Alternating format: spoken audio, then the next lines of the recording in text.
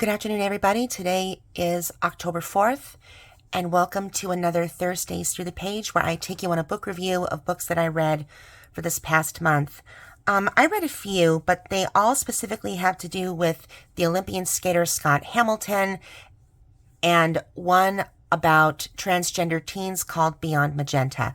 So let's start off with the Olympic champion himself. So let's start off with this book in particular. For those of you who don't know, the Olympian Scott Hamilton, he was given up and adopted at 6 weeks. He had a bunch of health issues growing up, and he managed through the help of family, friends, and several coaches for the Olympics to win gold in 1984. And he's been beset by different cancers, including testicular cancer, and unbeknownst to myself, I did not know that he suffered from a type of brain cancer. So let's take a look at this first one here. My hand is still giving me a lot of issues, so I didn't really do a lot of handwriting for this one. But this was finished first. Winning changes everything. I read this from August 8th to August 20th. The cover, I give it a 4. It's just him, and if you know that special face and smile, that is definitely Scott. What drew me to the cover? Again, I think this focuses too much on the appearances of books, but I wanted to find out if he wrote other books, and apparently he did. This is my personal copy of his autobiography, Landing It, and in the back, oh boy, I think it's in the back. Or not. Well, anyway, I wanted to find out if he did write other books, and these were the other two that he helped, that he actually wrote for himself. I'm sorry, that he wrote for the public. So why I chose this book, he's one of the Olympic skaters who's written more than one book. So we have Landing It, and then we have The Great 8. These are the books that I've read. The feelings this book evoked in me, well, I'm kind of mixed, because there were positive affirmations, but then there are some things that are proven true and others that are proven false, and there are some. He also presents his own religious convictions. There is nothing wrong with that, but he definitely is a very, very religious man. And there's a whole, I haven't gotten all the quotes down, but these are just, look at the pages. Every chapter has a quote by someone, and that basically sets the tone for the majority of the chapter. So let's take a look at this first one here. Success is the sum of small efforts repeated day in and day out. And this is by Robert Collier or Collier. So one of the things that I've learned from reading all 3 of these books is that not just writers, but skaters, athletes, people who are successes have a particular routine. I am one of those people who does not have a regular routine. I've never really been a routine person, but the successful people are the ones that do. My fear is if I stick too much to the routine, it'll be like a round the clock deal. So for me, what I like to do is I like to set timed intervals so that I'm at least doing 1 to 2 of the things that I want to be doing every single day. I'm also in the midst of looking for part-time work at this time. I'm hoping that my book will start to reach towards the children's category. But in the meantime, I'm trying to see about doing public readings and to help promote my children's book. But yeah, so success is the sum. It's the addition. It's basically the equation. It's the summing up of small efforts. It doesn't have to be big. Just it's the little things that start to add up that will determine one's success or not. And again, here we have another quote having to do with time Tick, tick, boom has been coming in throughout all the books that I've read by Scott Hamilton so far. In fact, he says, feeling like you're running out of time might just be the encouragement you need to get started. So if you're on the verge of bankruptcy, if you're on the verge of possibly, not having any other prospects, you'll start to look for ways to that ticking time bomb that is ticking away is letting you know that it's never too late, but there's something that should be encouraging you to get started. One of the passages that I wrote down had to do with polishing a diamond. It's not in here, but it is in my journal. I'm a diamond in the rough. So this question, did reading this book change me in any way? Well, I consider myself a diamond in the rough, and I definitely need a lot of polishing and chiseling. That's all I'm going to say about that. I'd recommend this. I can't really tell who I recommend this to. Possibly my BFF, Jess. What would I hope for them to take away from it? I hope that the next person who reads this book will have a better affirmation and better, because it seems like these two books I read by Scott Hamilton, Finished First and The Great Eight, it has to do with the laws of attraction. And the laws of attraction are one of those things that determine that, put you in that kind of determined motivation that you will win. Because he says, winning changes everything. Finish first and you'll have no problems. Something to that effect. I'd recommend it anyway. The ratings, the writing style, and the message, I was kind of mixed between if I loved it or just okay. I want to say I liked it, but sometimes some of the things he says could be a little bit preachy, but I'll leave that up to you. The reading experience, if the reading is great, I will love it.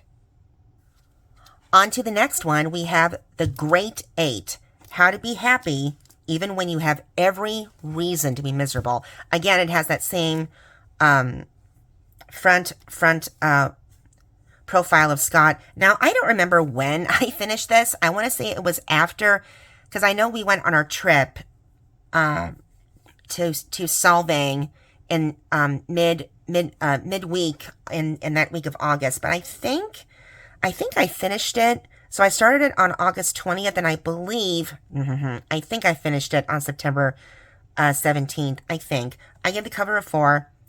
So I chose this cover because, first of all, there's Scott Hamilton, but then I also questioned the subtitle. What exactly is The Great Eight? So The Great Eight, when I first read it, I was like, well, are these the great 8 reasons to be happy, even in the face of being, even in that phase of being miserable? So he talks about the Great Eight, why I chose this one. When I looked a little bit more into it, in figure skating, it's the compulsory figures for every skater to create and to cut an eighth, to create the 8 figure in skating on one blade, which I go more into here. But 8 is also the symbol of infinity, and it applies to the 8 steps of happiness. So again, these are the other books that I read by him. This book invoked in me, so I haven't told anyone, but I've had some really bad stuff happen in the last year and a half, and I'm hoping to get justice for that. So I'm still waiting for the person that I wrote to respond. I really hope he does. Anyway, the feelings this book invoked in me, so I want to say not just feelings, but emotion, to hold on to hope even if I'm constantly at my lowest. So let me tell, so there are, again, look at the number of pages flagged. There are several passages, but I chose this one because later on, the passage seemed so profoundly apt. At the core of a figure skater's regime, the number 8 played a profound role in my life.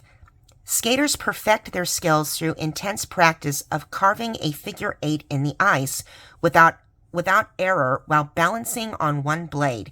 If you cut the number 8 in half vertically or horizontally, the halves mirror themselves.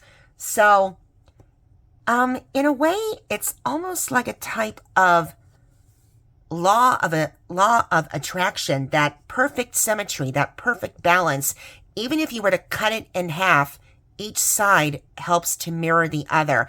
And he discusses how each of those, of these 8 reasons, the 8 reasons to be happy, mirror the others. Did reading this book change me in any way? Well, I wrote not really, as I'm still waiting to manifest those intentions. And this one appeared to be a little preachy. There were times I loved it. There were times when I questioned it. But let me just show you. Yeah, it's right here. It was going really well until the end. I prefer teachers over preachers. It says, this book is a guide, but once you put down this book, you have an entire life to lead in which you must practice what I preached. I would have preferred if he would have changed that word preached to teached, or must practice what I have taught. I would have preferred that. But here's another passage that is a beautiful one. He has one of his favorite reality shows called The Hills, and it says, the tune sung by British singer Natasha Bedingfield is called Unwritten, and my favorite line is one that is very fitting to the theme of this book. Today is where your book begins, your story.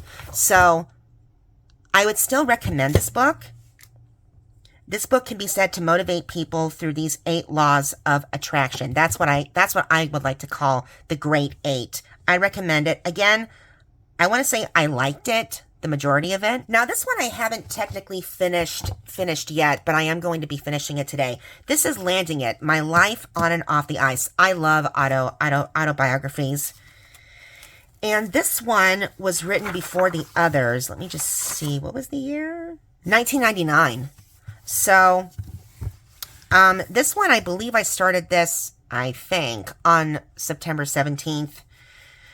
I give the cover a 5. This is him in his prime, his skating. This is actually when he got back, I think this was his performance in Stars on Ice, which I do have a recording of. There's those leather pants. And this was his first time back after he came back from his, I think. Now, I'm not sure if this was after he had his bout with testicular cancer or when he had a brain tumor. I'm not sure. I know that he was beset by a bunch of brain tumors even when he was writing the other 2 books. So what drew me to the cover, well, first of all, I mean, I'm not even sure where I bought this book. I think I may have gotten it from a used book sale. But this is his first autobiography about his life, reflecting around the time he had cancer. And I chose it because he's my favorite Olympian skater, and his message about health during the Vail Figure Skating Festival was very profound. And I did say earlier that one of the things he said about health in just before he went on to do his skating routine, and he's like the real entertainer of the ice. He just has that comedic timing, but also the way to dramatize a story on the ice with the choreography. He's just one of those amazing motivational people. But what he said about health was so profound. I remember I put it on the video where I had discussed about my hysterectomy. He said in this interview about health, he said, go in for regular checkups. Just do that for you and for your family, because if you catch something early, it is so much easier than catching it late. And you got to stay optimistic, and you got to keep the attitude that you are the driving force behind your life. It doesn't have to be bad. It can be great. And I love that quote because I myself had cancer. I didn't know it. It's a good thing the doctors were paying attention. And I'm on cancer watch until 2031. And because of what happened, my voice changed. My breathing is no longer the same. My singing is no longer the same. And as you can see, My writing is no longer the same. So, moving on. The feelings this book evoked in me, inspiration to win the impossible. He has faced so many obstacles, and he was given up to be raised and taught by the best. And he's brutally honest about everything, including the other 2 books that I mentioned. But again, I love Tick, Tick, Boom, and that whole thing about the clock is both beautiful and eerie at the same time. This is one of the very early pages on. Scott Hamilton's mother also, well, his adopted mother, well, no, the mother who raised him, period. She taught, and he says, my mother harbored no secrets. Once she told her class, we're all dying of this terrible disease called time. Make the most of the days you have. And just because Scott had so many illnesses did not make him exempt. He says, just because I was sickly didn't mean I was exempt from the rules. So when he was growing up, he was a very sickly child. But that didn't mean that he was not exempt from rules in academics, in school, on and off the ice. They're not exempt from that. The rules apply to everybody. Did reading this book change me in any way? I'm on cancer, watch myself, and I'm on disability, but that does not make me exempt from any of the rules of our society. I wrote here that I can bend them a little to work in my favor, but that is just to my own belief. But I am not exempt. I still have rules to apply. So if I'm on disability, I have to make sure that I update them, after a few months. Is this still going on? What really just drives me over the wall is the paperwork. I don't like a lot of paperwork, especially where I don't like paperwork that seems to be the leading factor in understanding my own health. I don't like putting health and paperwork together in one category. I prefer to separate them. Health is one thing, and the paperwork needs to be done by a health advocate. But even then, the patient has to provide the records. But for someone who, and here's the tragic thing. Not too close in my neighborhood, but down on Balboa and Devonshire, there is this homeless population, and most of them are disabled. I see walkers, I see wheelchairs. I don't know how these people slip through the cracks where health is their priority, and yet it makes them go broke to the point where they're living on the street. It doesn't make any sense to me, and I'm trying to ask myself, who is their health advocate? Where are the people that are going to help them? There's only so much that I can do. Money isn't really going to solve it. I just don't understand why so many people end up on the streets. I just do not understand it. And I sincerely hope that there's an advocate or organization that can reach out to them and help them to help get them back on their feet, or to have people donate so that they can be put up in a place where they don't have to worry about working so hard because of their current health or their disability. Things have to change.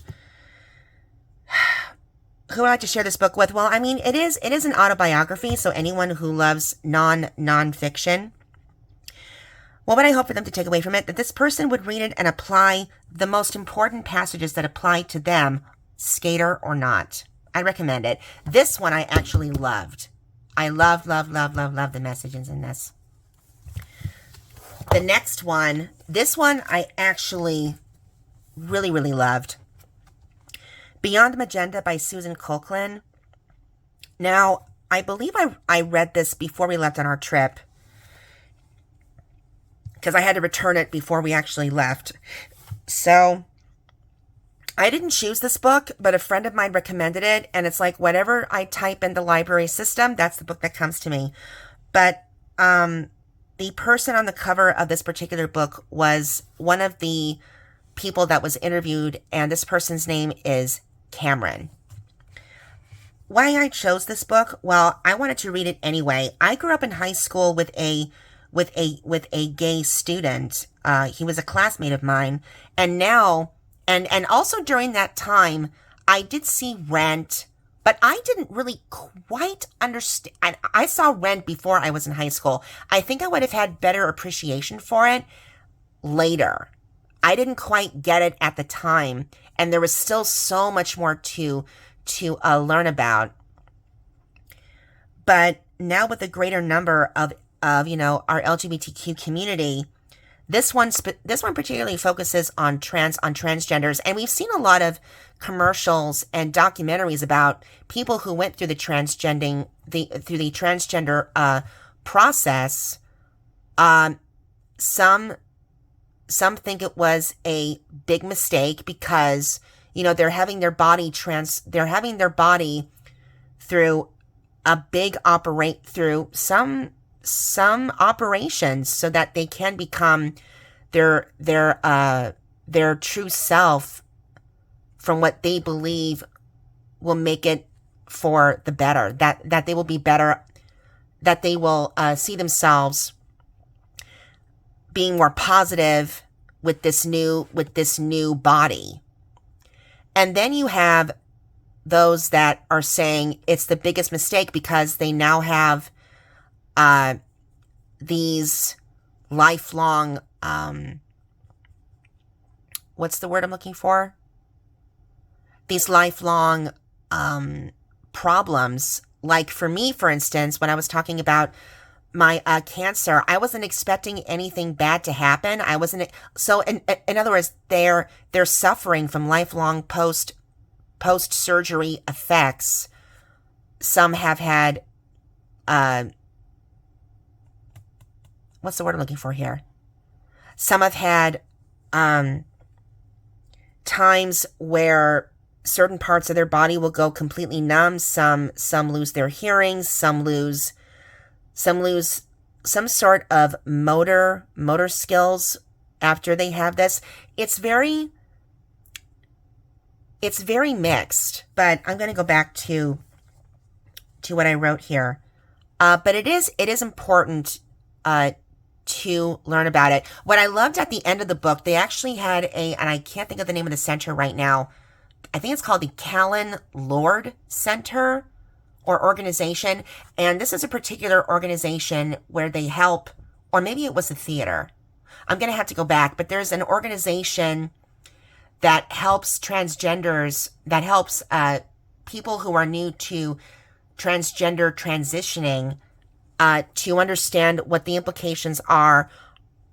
Are they ready? What are the medications? What are some post-medicinal, post-surgery effects that they could have? Are they ready for it? Are they starting to go towards that decision? Are they still mixed? This organization helps them to make that decision so that they themselves can be their own advocate. But they do advocate for those people who are considering going through the transgender process. The feelings this book invoked in me, well, some of these stories, some of them were incredible. Some of them were like, I cannot believe this person has gone through so much harassment, pain, helplessness in the face of adversity. And I learned about intersex, and not all transgenders or other members of the LGBTQ really care about pronouns. There's been this, I remember one of the last things that I learned when I was teaching this last the year before last, that we were being taught about pronouns. I had just learned that about accepting students' names, and I really hope that she can forgive me when I kept calling her female name instead of the male name that she preferred, and please do forgive me for that. But it was a slip of the tongue, and I had to remember to really keep that in mind. A lot of people that I do know that are part of the LGBTQ, their name is more important to them than pronouns. That's one of the things that I learned. So there's a passage here from another Jessie. I really don't care about pronouns anymore. A pronoun doesn't define who I am. I have a male role in society. I'm proud to be transgender. Then you have Mariah, who, oh my goodness. This one was very, very heartbreaking, because the image that emanates from this is just the abuse that that a lot of these people go through is just, it's not unbelievable, but it is. It is unbelievable, and it is shocking, because parents are supposed to be there to support their children. Not all of them are. As she says, what mother throws glass beer bottles at a child? Who does that? The most positive story of this whole book was a person called Cameron, and Cameron had a lot to say. I will not say the word that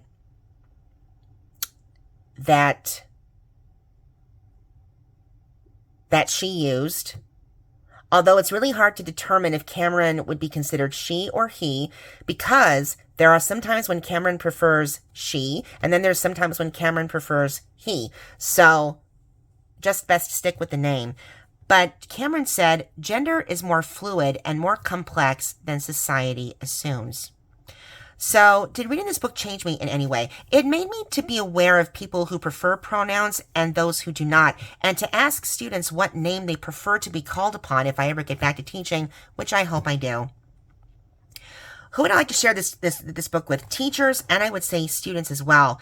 What would I hope for them to take away from it? To be open towards students and teachers of the LGBTQ community and not force pronouns if it is not relevant to them. There's only one person in the entire book called, I think it was Nate or Nathan, who preferred to be called they. Not he or she, but they. I'd recommend this because every person represents a unique fraction of the diverse culture that we are blessed to share, and it's amazing how many people just want to close that. I loved everything about it: the writing style, the message, the reading experience. So yeah, that was my book review. And last but not least, before I end here, I had written to the actor Matthew McConaughey to see if I could interview him. I really hope one day that I could. I went to check my mail, and guess what I found? Just keep living. So thank you, Matthew, for sending this to me, and I hope one day I get to interview you for my podcast. And I just learned that my podcast is not on a podcast hosting provider. I really don't want to have to continue to pay for podcast